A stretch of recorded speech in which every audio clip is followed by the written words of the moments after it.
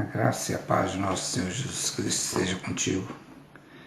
Hoje nessa aula vamos estar falando sobre os dons ministeriais, os dons que Deus criou para que possamos fazer a obra de trabalhar em função do resgate de pessoas, exercer esse dom que você tem, esse chamado que você tem com excelência. Então eu vou estar falando sobre os dons, vou estar detalhando melhor cada dom, para que você possa realmente saber qual é o seu dom, saber como exercer, e isso é fundamental na nossa vida cristã.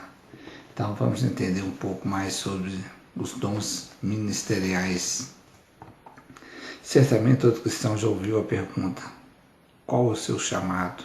Ou se auto-questionou sobre o assunto.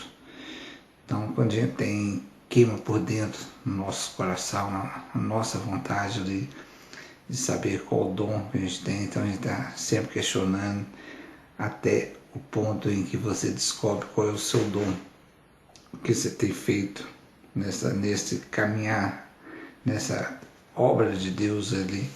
Então isso é normal, a gente questionar qual é o meu dom, o meu chamado. Ficamos a todo momento querendo entender qual parte do corpo de Cristo somos, a fim de não perdermos tempo com coisas que estão fora do propósito de Deus. Então, se você tem essa vontade de saber qual parte do corpo de Cristo você pertence, porque isso é importante e também isso é frutífero, você ter essa vontade de saber, para que você possa fazer com excelência. Como a própria palavra de Deus nos fala, somos um corpo, cada um com a sua função.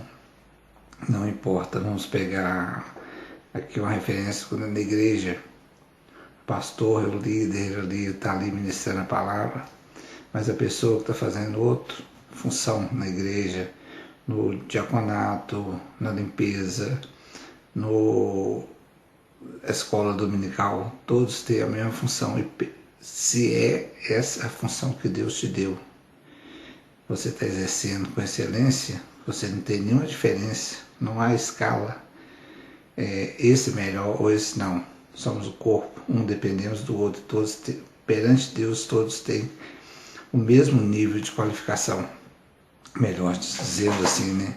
Então não tem, às vezes nós seres humanos queremos colocar essa diferença entre um e outro, mas perante Deus não, o corpo é o mesmo, todos nós fazemos parte do corpo de Cristo, não importa em qual função você está, tem sempre isso em mente. Às vezes você pode se sentir um pouco inferior ao que você está fazendo, mas se é o dom que Deus te deu, se você está servindo com excelência, perante Deus não tem essa diferença. Isso é corretamente normal, é perfeito. Às vezes você tem esse modo de pensar, mas não se julgue por isso. Todos somos iguais perante a Deus, fazendo a função que Ele nos deu para fazer, o dom que Ele nos deu para servir. Como os dons não têm diferença. Quando a gente lê a Escritura Sagrada, vem primeiro apóstolo, aí vai a sequência. Não é que esse é superior aos demais, é simplesmente um modo de falar, relacionar todos eles. Então são todos iguais perante Deus se fizer conforme a vontade do Pai, exercendo o dom que Ele te deu. Que se hoje você tem essa dúvida, é porque está no caminho correto.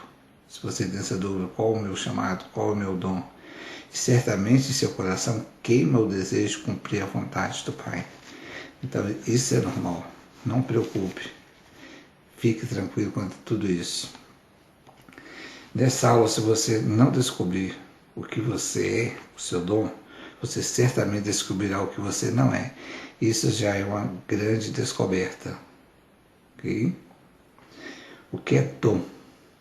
É uma capacitação sobrenatural dada por Deus para você fazer o que você não teria condições de fazer por você mesmo. Então o dom é uma capacitação sobrenatural de Deus, porque a gente não teria essa condição de estar fazendo com excelência, principalmente com excelência. Todos temos um chamado, temos um dom. Todos, indiferente de quem seja. Não importa qual o dom, mas todos temos o chamado, o dom, para exercer a obra de Deus. A pergunta é, Deus faria isso sem um propósito? Criaria os dons sem um propósito? E nós sabemos que não, que Deus é perfeito.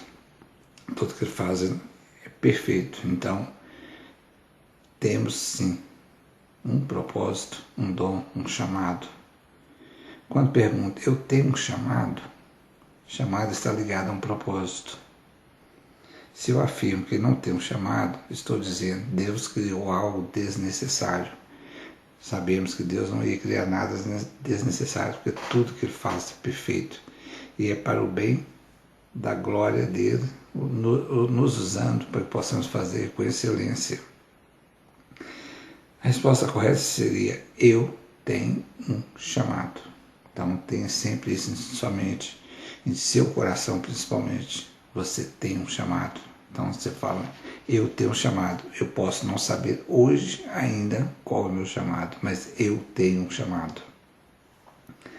Aí entra qual, o que fazer, como me mover nesse chamado.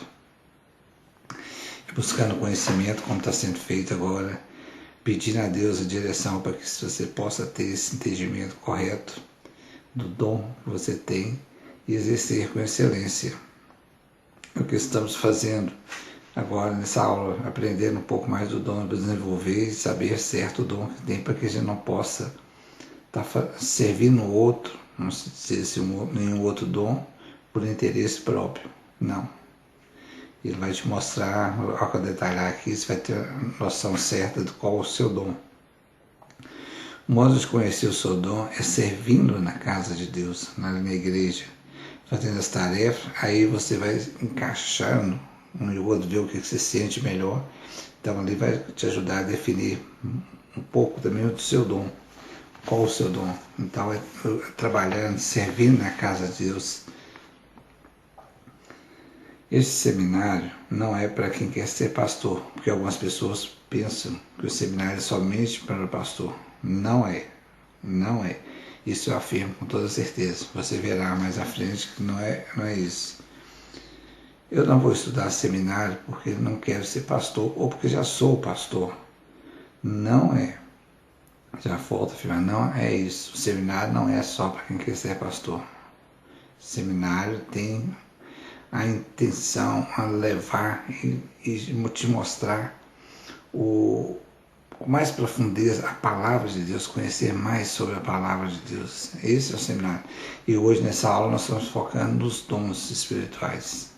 Então nós vamos aprender sobre os dons espirituais. Estudar no seminário não vai muito além dessas premissas, porque o objetivo é ter mais conhecimento da palavra de Deus, como já falei. Então a gente vai aprofundar cada vez mais na palavra de Deus no seminário. Estudando os dons ministeriais, você ficará mais ferramentado, mais preparado para exercer o seu dom. Então, o seminário, nesse caso, que os dons ministeriais, nós vamos estar aprofundando mais, conhecendo mais, ficar mais ferramentado para exercer com excelência. Esse é o principal foco dos dons ministeriais. Tanto a obra de Deus, toda ela nós temos que fazer com excelência, porque Deus merece todo cuidado nosso, toda entrega. Então vamos exercer com excelência com Ele. Tem características em você que estão relacionadas com o seu chamado, o seu dom. Então todos nós temos uma característica que nos relaciona ao nosso dom. Eu vou falar um pouco de mim aqui. Eu creio, apesar de não ser consagrado pelo homem na igreja, eu tenho esse lado pastor. Por que digo isso? Porque muitas pessoas já me chamam de pastor, e às vezes eu falo que não sou, não tenho essa consagração, mas continuam me chamando. E por isso eu creio que seja vamos dizer assim, consagração de Deus nessa parte, Porque eu digo isso, nós vamos entender melhor o pastoreio mais na frente. A característica principal do pastor é cuidar de ovelhas. Eu preocupo muito com isso. Eu gosto da parte da apologética, que é defender as escrituras sagradas, então eu preocupo com as ovelhas, tirar as seitas, as heresias que têm surgido aí. Então, talvez, como eu disse, sou consagrado por Deus nesse ponto, por isso que as pessoas me chamam de pastor. Mas, como eu sempre aviso, não sou, a pessoa continua, então deixa, isso pode ser a vontade do Pai também sobre isso. Deus tem um propósito, Deus tem uma missão, que são os dons. Então Ele criou eu, você, cada um de nós, na forma específica para o dom. O que quer dizer isso? Deus criou os dons, os 5 dons ali, e nos criou para o dom, e não o dom para nós. Se fosse o dom para nós, Ele teria que ter criado muito mais. Então Ele criou os dons, e depois nos criou para os dons, para exercermos os dons ministeriais, né? Em Efésios 4:11 diz: Ele mesmo deu uns para apóstolos, outros para profeta, outros para evangelista, outros para pastores e mestres. Algumas traduções diz doutores. O que ele está dizendo? Ele deu pessoas para o dom. Foi o que eu já falei aqui. Então, nós somos criados para os dons, e não os dons para nós. Essa é a diferença. E como eu falei antes aqui também, aqui na Escritura Sagrada, consta apóstolo, profeta, evangelista, pastores, mestre. Não é que essa é uma sequência, esse é maior que o outro, esse é primeiro, esse é o segundo. Não é isso que está dizendo. Okay? Não tem isso como uma regra, esse é superior ao outro. Se você já entendeu que foi criado para um chamado, você precisa entender o seu propósito. Qual o propósito que nós temos de buscar a Deus, entregar na mão dele e fazer a vontade dele, que isso é a melhor coisa para a gente. Nós sabemos disso, devemos ser totalmente entregue a Deus. Esse seminário é justamente para isso. Então eu vou detalhar melhor cada dom. Você vai descobrir e confirmar o seu dom. Então nós vamos detalhar cada um, por as características de cada um para te ajudar a entender melhor. Mas antes eu vou abrir um parênteses para a gente falar sobre os dons espirituais, que são diferentes dos dons ministeriais. Só para ter uma noção, você vê a diferença de um, que um é para nós exercermos e o outro para edificação da igreja. Vamos entender um pouco sobre os dons espirituais, apesar de ser um dom. Ser dom tem outra finalidade na obra de Deus. Os dons ministeriais foram criados para nós exercermos. Os dons ministeriais foram criados para nós exercermos. E não conforme os dons espirituais, que o Espírito Santo usa em um momento específico para a glorificação da igreja, do corpo de Cristo. Em 1 Coríntios 12, de 1 a 11, fala dos dons espirituais. Nessa passagem, a palavra de Deus diz que o Espírito Santo faz como Ele quer. Então, todo cristão pode ser usado pelo Espírito Santo, fluindo para que a igreja seja edificada e tocada. Então, todos nós podemos ser usados pelo Espírito Santo, pelos dons espirituais. São os novos dons ali que constam na Escritura. O Espírito Santo pode nos usar para isso. Agora, os dons ministeriais nós exercemos. É diferente. Porque os dons espirituais, o Espírito Santo pode pegar uma pessoa para dar uma palavra. Como tem a passagem onde fala de Balaão, que a mula falou com ele. Então, o Espírito Santo pode usar qualquer um para que possa estar falando, edificando, tocando a igreja. Por essa razão, os dons espirituais falam diretamente conosco e através de nós. Os dons espirituais falam conosco e através de nós podemos ser usados para estar passando. A finalidade dos dos dons espirituais. A manifestação do Espírito é concedida a cada um, visando a um fim proveitoso. É o que consta em 1 Coríntios 12, 7. É visando proveito de todos. Existe um propósito divino na manifestação dos dons. Ele possui, sim, uma finalidade que nada tem a ver em satisfação e vaidade humana. O objetivo dos dons é a edificação da igreja simplesmente. Às vezes a gente vê pessoas se sentindo satisfeitas de estar fazendo isso, vaidade, tendo a vaidade por ser assim, mas não. Os dons espirituais é usado pelo Espírito Santo para edificação da igreja, como eu já falei. Ainda que pareça pessoal, o dom espiritual sempre será endereçado para a coletividade, para toda a igreja. O texto é claro em dizer que os dons são concedidos a cada um, ou seja, a todos, porém individualmente. Não existe nenhum convertido sem nenhum dom. Cada crente tem pelo menos um dom. Não existe um crente que não tenha nenhum dom. Você pode não estar exercendo, mas você tem um dom. Creia nisso. São 9 dons espirituais, divididos em 3 grupos distintos. Os dons de revelação, dons de poder, dons de vocálicos. Dons de revelação, que são palavras de conhecimento, palavra de sabedoria, discernimento de espírito. Os dons de poder, que são cura, fé e maravilhas. Os dons vocálicos, que são profecia, variedade de línguas, interpretação de línguas. Então, esses são apanhados sobre os dons espirituais para ver que é diferente dos dons ministeriais. Agora que entendemos um pouco dos dons espirituais, vou detalhar os ministeriais para você possa saber qual é o seu dom, qual é o seu ministério a exercer. Aqui eu digo o seguinte: eu vou estar colocando as características de cada dom. Vamos supor, no dom de evangelista tem 10, eu não sei certinho aqui, tem 10 pontos ali para te mostrar se você é um evangelista ou não. Vamos supor que você tenha 8 deles, então te mostra que você é um evangelista, não precisa ter os 10, porque tem alguma coisa que não é bem compatível com você. Então, você é evangelista. Você pode ter o dom de profecia, vamos supor que tem 10 também.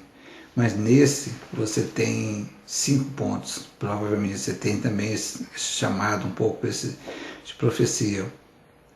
Porque a palavra não diz que temos somente um. Podemos ter todos. Se não fala que é obrigado a ter somente um, então você pode ter todos. Então você pode ter o de evangelista e de profeta. Okay? Vamos entender ponto a ponto cada um para a gente saber certinho qual é o seu dom, ok? Então vamos lá, vamos detalhar cada um deles para a gente poder entender melhor, né, sobre os dons ministeriais. Então vamos lá, vamos para o de apóstolo. Vamos iniciar conforme a Escritura Sagrada coloca o primeiro apóstolo, não, como eu já falei, não que ele seja superior aos demais. Simplesmente foi um modo de a gente falar, porque não tem como a gente falar os 5 ao mesmo tempo, tem que ser um por um. Então, não que seja superior. O dom de apóstolo talvez seja o mais incompreendível. Não conseguimos entender, nós no sentido de entender o apóstolo, porque existe apóstolo hoje em dia. Isso é certo pela palavra de Deus, existe o apóstolo hoje em dia. Mas não existe o apóstolo como a era bíblica. Essa é a diferença. Não existe apóstolo da era bíblica, existe o apóstolo hoje em dia, sim. Vamos entender os dois aqui, para que você possa ver que realmente não existe o apóstolo bíblico. O apóstolo de hoje em dia é ir onde ninguém foi, como foi na era bíblica, mas é essa a diferença. Vamos entender aqui. Porque não existe o apóstolo bíblico hoje em dia. Por uma das características de alguns apóstolos bíblicos é escrever a escritura sagrada. Hoje ninguém mais escreve. Então, por esse ponto, não existe o apóstolo bíblico. O canon, o cânon, como alguns falam, foi fechado. Nós não iremos carregar essa característica de definir o cânon novamente. Então já foi definido, foi fechado em 66 livros. A Igreja Católica colocou mais 7, que não é reconhecido pelo cânon. Ficou em 73 livros. O que seria o cânon? Cânon, conjunto de livros que se considera de inspiração divina.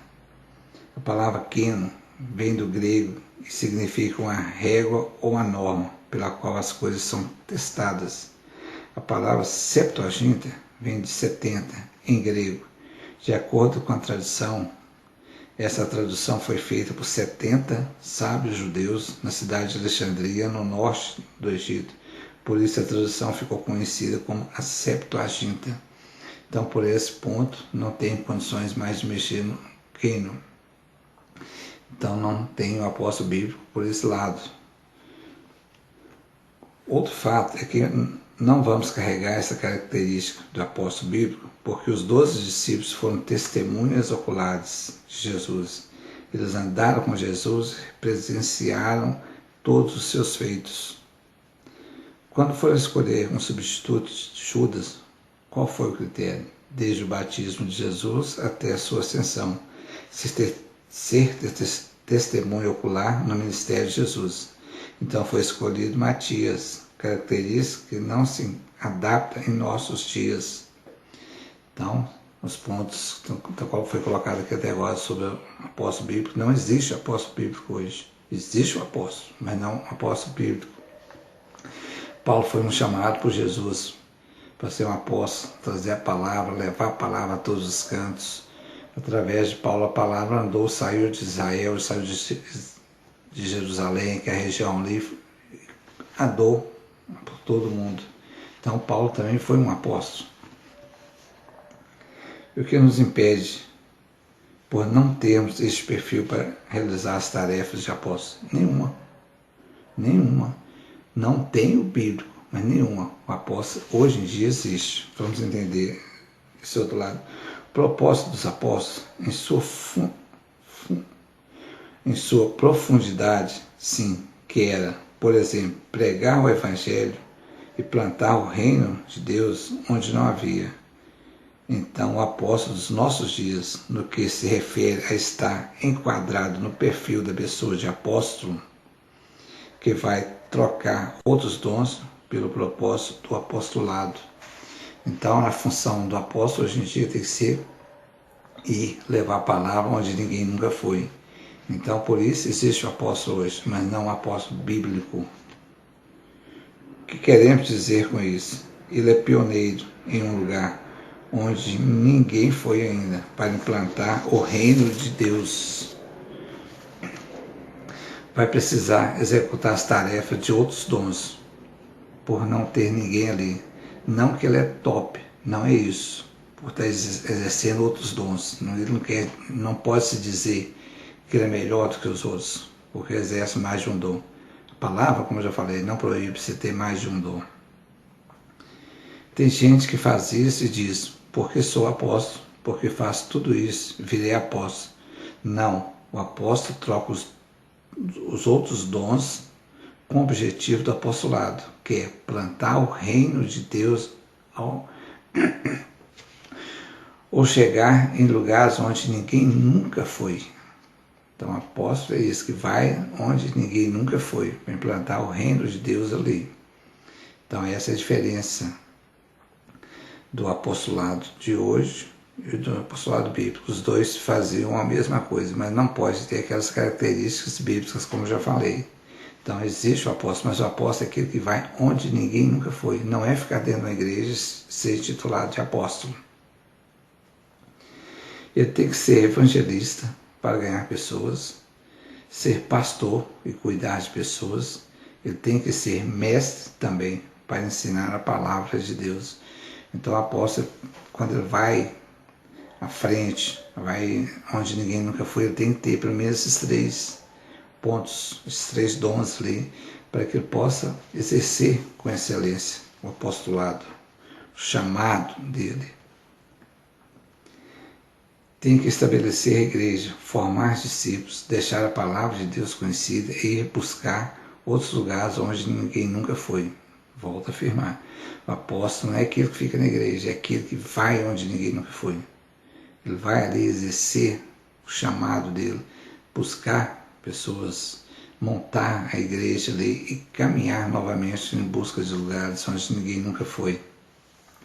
O verdadeiro apóstolo não pode ficar muito tempo no mesmo lugar, porque pode morrer, porque ele ama desafios de ir onde ninguém foi. Ele ama iniciar coisas. Essa é a característica principal do seu dom de apóstolo. E ama desafios, ir onde ninguém nunca foi. Então esse é o verdadeiro apóstolo. Não é o apóstolo intitulado, é o verdadeiro apóstolo que queima no coração dele. O verdadeiro apóstolo conforme a palavra de Deus é aquele que vai onde ninguém nunca foi. Apóstolo que fica muitos anos no mesmo lugar, ele morre e acaba com o que ele mesmo construiu. O que quer dizer isso? Porque se ele fica muito tempo, a característica forte dele é ir em lugar onde ninguém nunca foi. Se ele fica ali muito tempo, quando fala morre, ele esfria ali. Ele não desenvolve o seu dom de apóstolo. Então ele tem que ir. E ele ficando ali, às vezes, acaba com o que ele mesmo criou. Porque perde o interesse.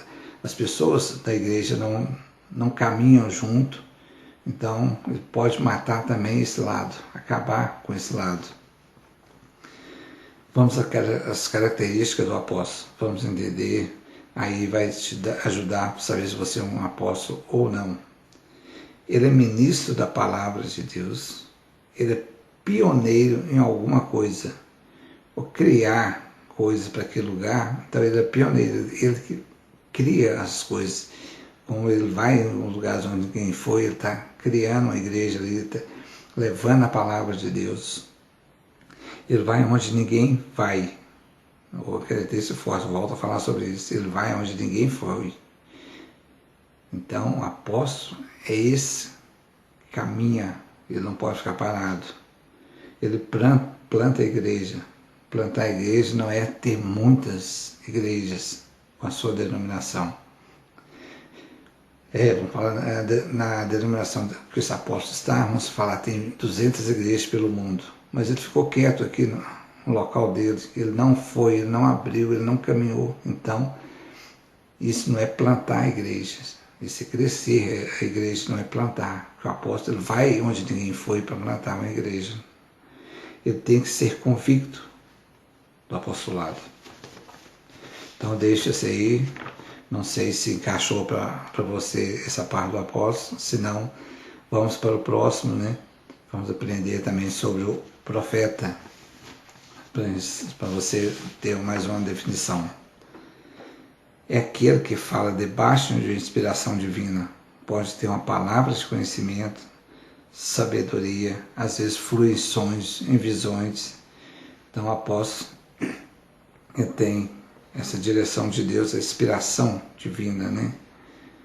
Não importa como a palavra se manifesta para ele, através de sonhos, visões, testemunho interior, voz audível e tantas formas que Deus pode falar com o profeta, como fala conosco também.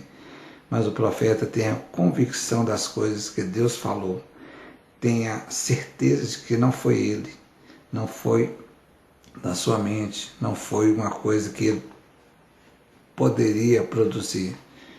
Então o apóstolo tem essa convicção, o que está sendo falado ali foi que Deus deu essa direção a ele, colocou ele para trazer essa palavra a todos. Okay?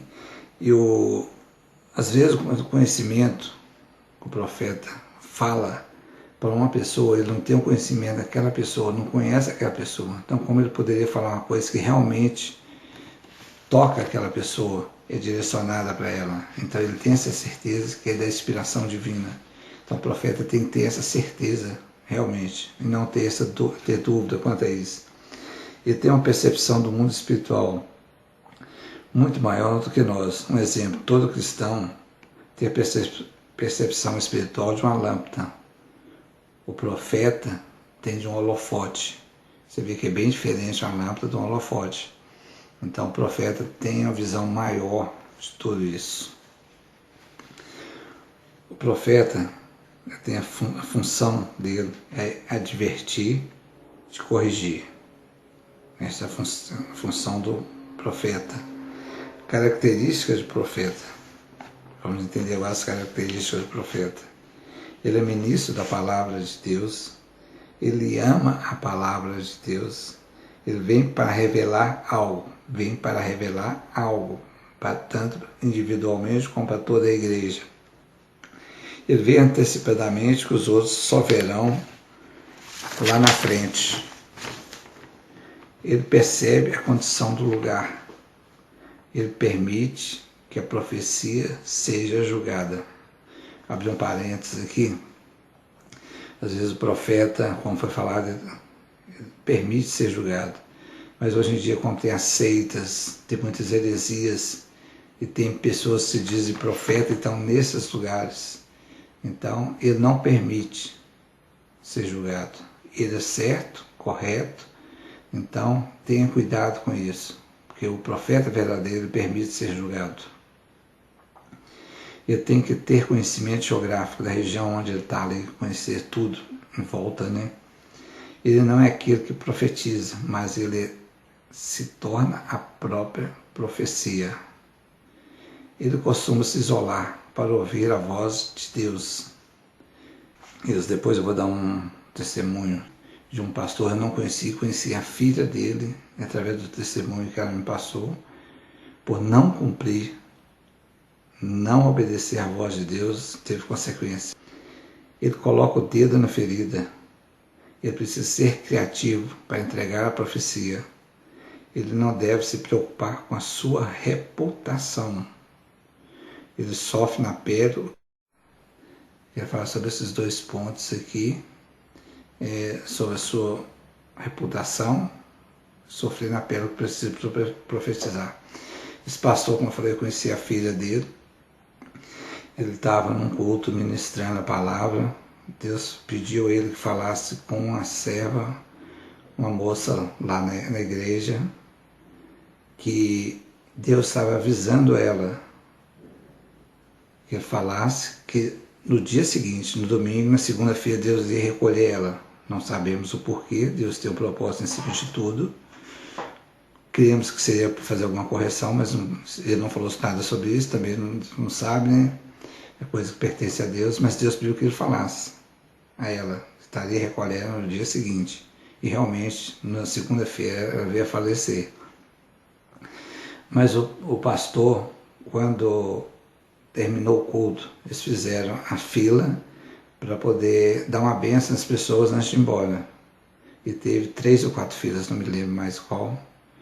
Ele ficou numa das filas, Deus colocou essa moça, essa serva, na fila dele, falando com ele. Fale com ela. A fila foi andando, ele falando com Deus que ele não ia falar sobre morte. Foi caminhando, a moça chegou até ele deu a bênção normal, não falou, não cumpriu. Não sei se preocupou com a reputação dele, o que seria isso. Ele não falou. Terminou o culto, foi embora para casa. A moça, como já falei, realmente faleceu na segunda-feira. Deus a recolheu. No domingo à noite mesmo, a esposa dele começou a passar mal. Foi levado para o hospital. Ficou a semana inteira em estado grave. Um estado grave ali. E os médicos não sabiam o que era com ela. Porque todos os exames que faziam não dava nada. Tá todos os exames todos normais. Ele ficou a semana toda, quando foi na quinta-feira, que é como nós falamos, né? A ficha dele caiu, que ele foi para o banheiro público do hospital público. Dá para imaginar que tipo de banheiro estava, por mais cuidado que o hospital tenha, mas não são muita gente, não tem um. Ele ajoelhou, debruçou no vaso, pediu perdão a Deus sobre tudo, até emocionando um pouco sobre isso. E quando foi na sexta-feira cedo, a esposa dele não tinha mais nada. Os médicos não entenderam o que foi que aconteceu da noite para o dia, como a gente fala. Ela teve alta na sexta-feira, mas aquele negócio, não sei se preocupou com a reputação ou medo de falar. Se você é profeta, não tenha. Se Deus mandou fazer, faça. Não importa com as consequências, não importa o que possa acontecer com você, não importa o que vão falar de você. Ok? Então fica essa dica aí. Se Deus mandou, fale. Fale. Não por medo. Não fale isso por você ter medo. É porque é a vontade de Deus. Às vezes essa serva precisava ouvir isso. Para algum conserto, não sabemos. Mas se você é profeta, abra a boca. Abra a boca e fala o que Deus mandou falar. O evangelista. A maior característica do evangelista é aquele que ama o perdido. O evangelista é aquele que ama o perdido, que ainda não conhece a Jesus. O coração dele arde por falar de Jesus. Não importa como vai começar a sua mensagem, ele vai terminar falando do plano de redenção. Ele tem facilidade de falar, ele não olha a necessidade, e sim a oportunidade. O que quer dizer isso? Ele ama falar com o perdido.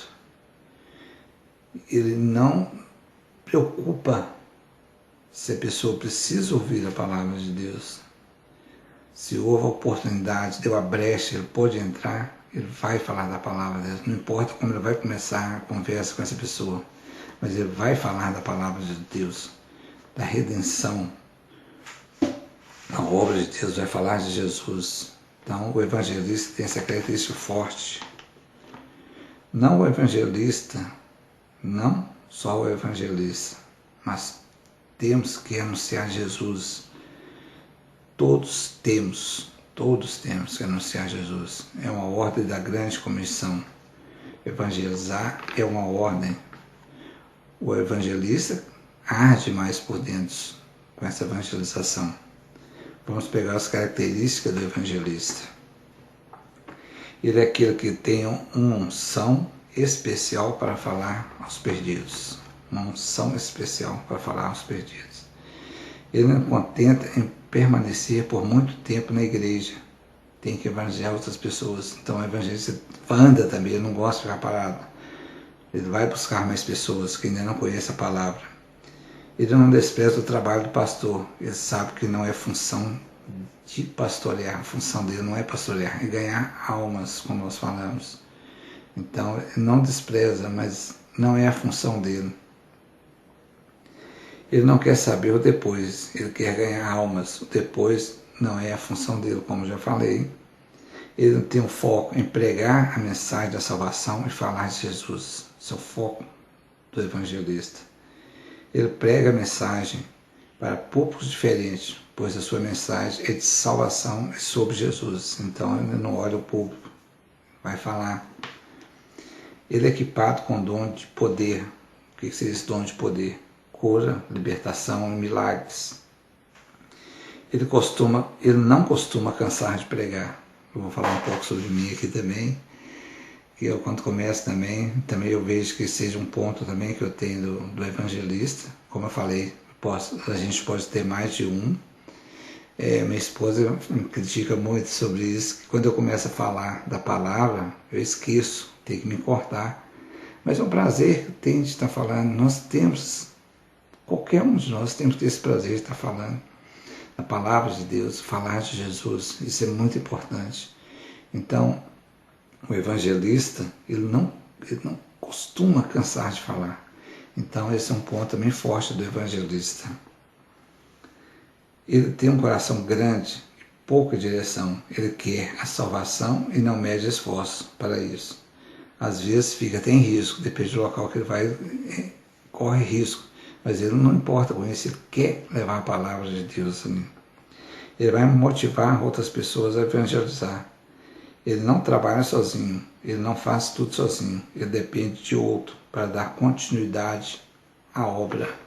Então essas são as funções do evangelista. Não sei se encaixou para você como evangelista, se não vamos para o próximo, vamos aprender mais.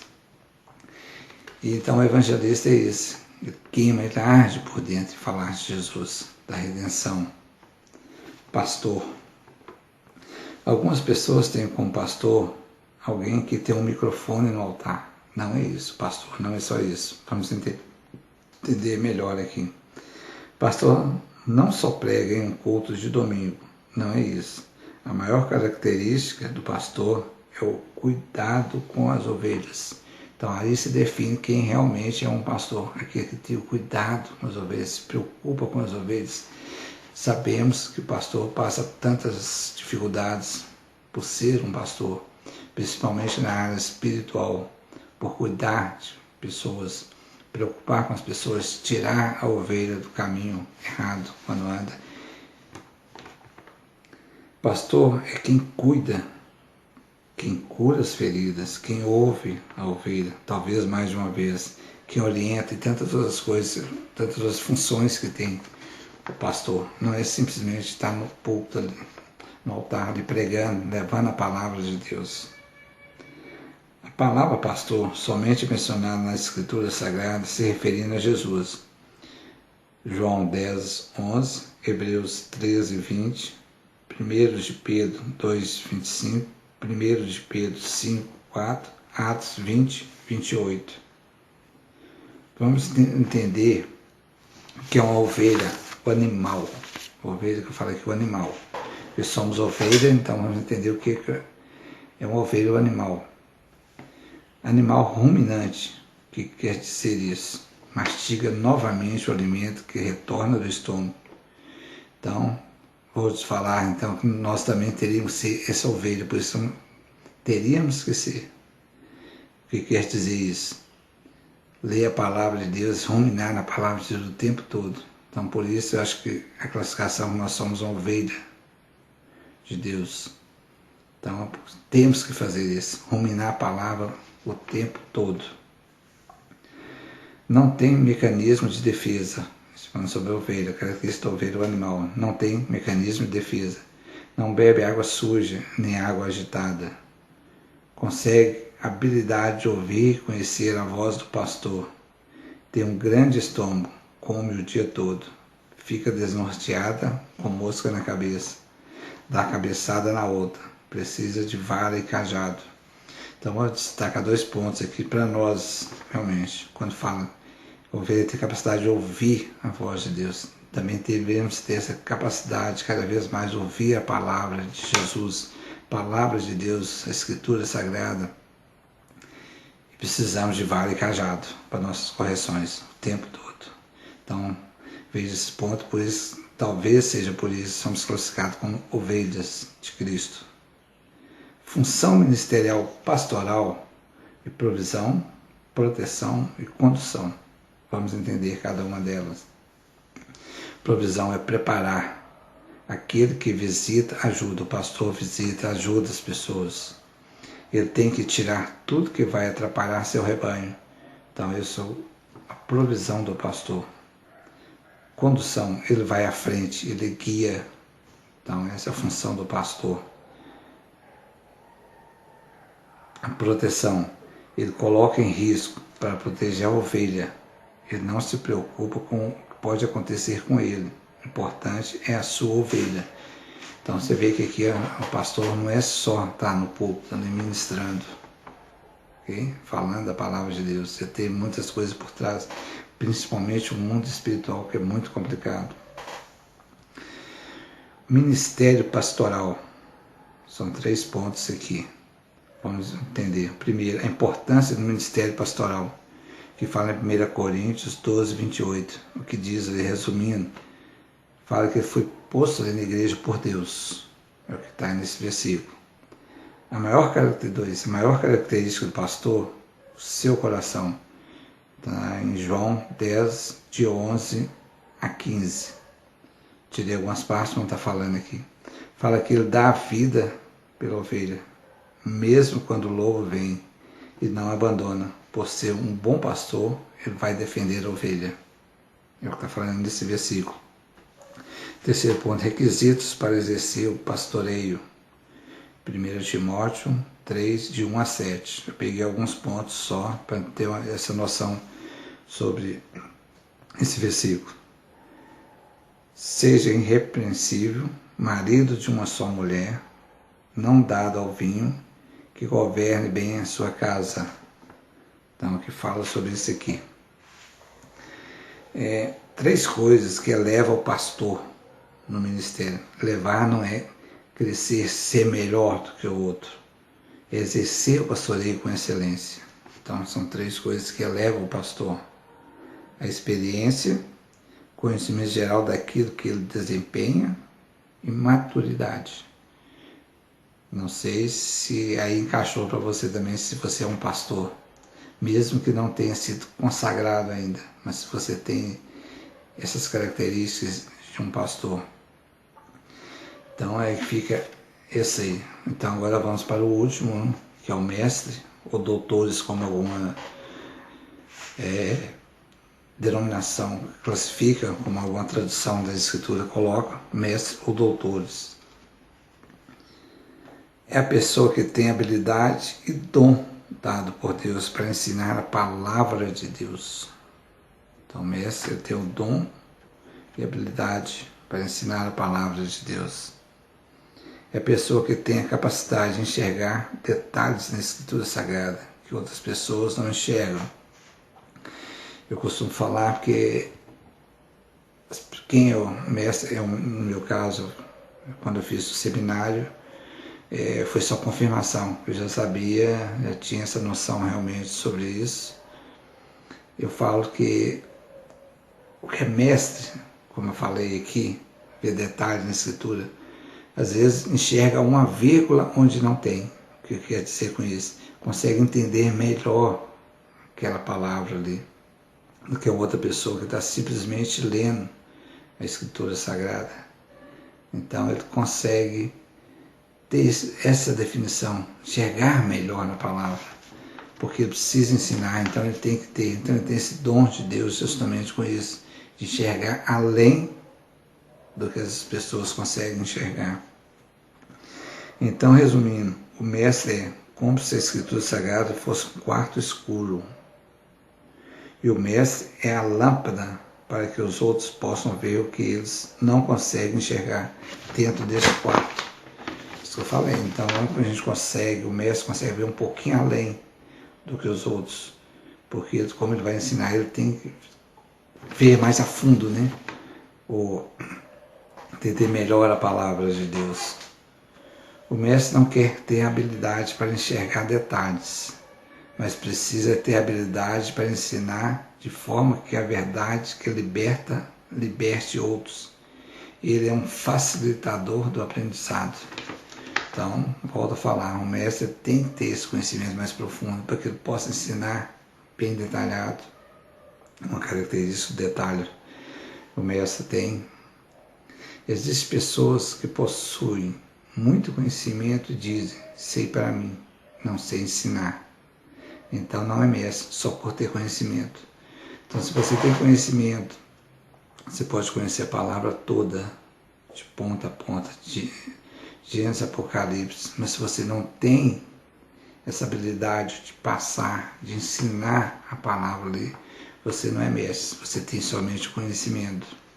Somente conhecimento. Então, se você tem essa vontade, busque de Deus, o conhecimento que você tem na palavra de Deus, você possa passar, aí sim você se torna um mestre, porque está ensinando a palavra de Deus. Não é só ter o conhecimento. O mestre tem habilidades para transmitir, porque vai chegar a hora, independente do nível social, econômico, educacional, independente do nível onde está. Precisa ensinar com linguagem que todos entendam, independente do nível que a pessoa possua. Então o mestre tem que ter esse conhecimento, ele tem que saber como falar com as pessoas. O falar que eu digo não é cultural, como eu falei aqui. É uma linguagem simples, objetiva, que a pessoa possa entender o que ele está transmitindo, o que a palavra de Deus diz. Então o mestre tem que ter essa capacitação para isso. Então ele tem que saber, não importa, porque vai pegar níveis diferentes, como eu já falei aqui. Então, se ele não souber, vamos falar assim, a linguagem daquele momento, ele não vai conseguir transmitir a palavra de Deus, ensinar a palavra de Deus. Então ele tem que corrigir esse ato dele se ele não tem essa capacidade, se realmente ele for o mestre. Porque vai chegar a hora que vai precisar. Conceito do mestre, instrutor, professor, é quem ensina. Jesus é o nosso mestre, que fala em Mateus 7, 28 e 29, Lucas 19, 14, Lucas 13, 22, Marcos 4, 2. Então Jesus é o nosso mestre, glória a Deus por isso, né? Ele vai nos ensinar muito mais. Vamos buscar cada vez mais a Ele para nos dar entendimento de tudo. Agora vamos às características do mestre. Vamos entender cada uma. Se você não teve a confirmação de nenhum dos outros 4 dons que eu falei, provavelmente você deve estar encaixando neste mestre. Então vamos às características para entender melhor. Ele deve ser eloquente. Já pensou nisso? O que quer dizer um indivíduo eloquente? Aquele que possui a arte e o talento de convencer e comover outras pessoas. Outro ponto, ele estuda a fundo antes de discursar, de falar. Então o mestre procura conhecimento profundo do que ele vai estar ministrando. Então é uma característica forte também do mestre. Ele com excelência transmite o que estuda. Ele tem forte desejo de aprender constantemente. Aqui no meu caso, eu falo, eu estou sempre buscando, apesar de que o mestre tem essa, vamos falar um pouco, essa dificuldade. Porque tudo que ele vê, ele quer reter. Ofereceu um livro, ele pega, ofereceu a palavra, ele está pegando, e às vezes ele nem olha aquilo, mas ele tem esse desejo de ter isso em mão. No caso, eu falo, às vezes, tem muita coisa que eu tenho até hoje, eu não li, mas eu falo, se eu precisar, eu tenho em mão. Então, aprender é constante com ele, ele busca cada vez mais aprender, para que ele possa ser um excelente mestre, ter conhecimento de tudo, mesmo que não seja profundo naquele ponto, mas ele quer aprender cada vez mais. É detalhista, é outro ponto que eu tenho também. Quando eu falo, eu já tive alguns debates na internet com pessoas aí, então quando eu falo detalhista, detalhar bem, para que não haja dúvida. Eu tenho comigo, quando eu estou falando com as pessoas, como eu falei, já tive alguns debates na internet, eu não gosto de usar o versículo. Está em, vamos supor, João 3,16, vamos falar isso com mais conhecido. Eu não gosto de colocar isso, porque se eu colocar, a pessoa não tem interesse de ir lá buscar e ver. Então eu coloco o versículo e ponho o que está escrito, porque lendo ali, ele é obrigado a ler o que está ali, entende? Então já fica uma dica para você, não use versículos, ponha o versículo quando você for detalhar, falar na palavra de Deus. Se você estiver falando, leia para a pessoa, porque ali a pessoa vai ser obrigada a ouvir, vamos dizer assim, então vai entender melhor. Então o mestre tem essa característica de detalhe, bem detalhista. Ele não se contenta com lugares rasos. O que seria isso? Ele gosta de ir mais a fundo, conhecer mais, cada vez mais da palavra, do que ele vai ensinar. Então ele tem esse lugar, tem esse mente, ele não gosta de lugares rasos, pouco conhecimento. Ele sente prazer em ficar horas lendo, pensando e estruturando algo. Ele gosta de pensar, estruturar bem sobre tudo isso. Ele precisa ser eclético. Quer dizer isso, que seleciona ou adota o que há de melhor nas várias doutrinas, teologias, métodos, etc. Então, ele gosta de ser eclético nisso. Agora, esse aqui é o que queima no coração do mestre. Não, isso, como eu falo, meu sangue ferve quando ouço isso. Ele não suporta heresias. Ele não suporta heresias. Distorcer a palavra de Deus, misericórdia. Isso talha o nosso sangue, como eu falo, né? Porque eu não suporto. Principalmente porque eu sou da área da apologética, defender a Escritura Sagrada, então isso para mim é complicado. E para você que é mestre também tem certeza que não suporta a heresia. Ele, quando não consegue isolar para estudar, se sente frustrado. Ele, quando está ensinando, existe uma atmosfera que ensina. Ele é criterioso, minucioso, observador, pesquisador, como já falei à frente, atrás. Né? O mestre tem essa característica também. Como eu falei, a gente busca cada coisa, aprofunda mais cada uma dessas coisas. Ele tem conhecimento que não sabe tudo. Eu tenho isso comigo. Eu falo que não sabe tudo. Eu falo, quanto mais eu aprendo da palavra de Deus, eu vejo que nada eu sei. Por quê? A gente vê que às vezes umas coisas simples você não sabia naquela hora. Então, quanto mais você aprofunda na palavra, mais conhecimento você vai tendo, você vê que você sabia pouco. Então, ele sempre tem esse, que ele não sabe tudo. Ele vai sempre buscar. Ele, quando não tem apoio do pastor, passa a ser itinerante, porque ele gosta de já ensinar. Ele sempre quer ver o avanço do que está aprendendo. Ele quer ver o avanço daquilo que ele aprendeu, que ele vai passar para as pessoas, porque ele quer outras pessoas entendendo bem sobre a palavra de Deus. Ele tem o foco no ensino do mestre e no ensino do crente na maturidade. O que quer dizer isso?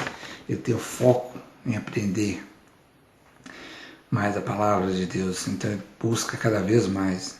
Ele quer ver a pessoa, o crente ali, desenvolvendo, amadurecendo, caminhando certo em tudo isso. Então fica aqui essa aula, né, sobre os dons ministeriais. Espero que possa ter te ajudado sobre isso,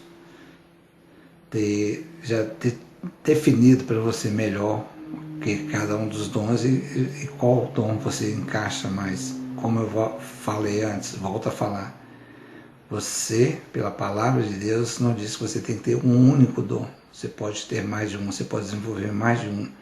Como eu falei, no meu caso, tem aquela característica do pastor e tem a característica de buscar mais de Deus, de evangelizar as pessoas, tirar as pessoas do caminho errado.